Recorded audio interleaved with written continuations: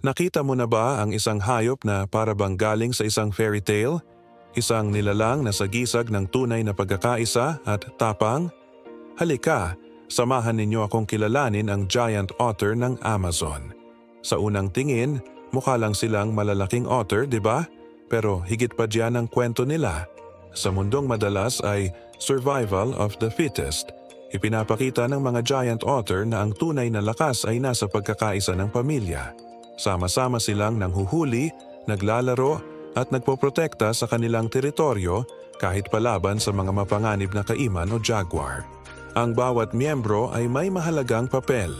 Kapag pinanood mo sila, para kang nakakita ng isang perpektong sayaw ng kalikasan, masigla, masaya at puno ng pagmamahal. Ngunit sa kabila ng kanilang tapang, sila rin ay paalala na ang kalikasan ay marupok at kailangan nating pangalagaan.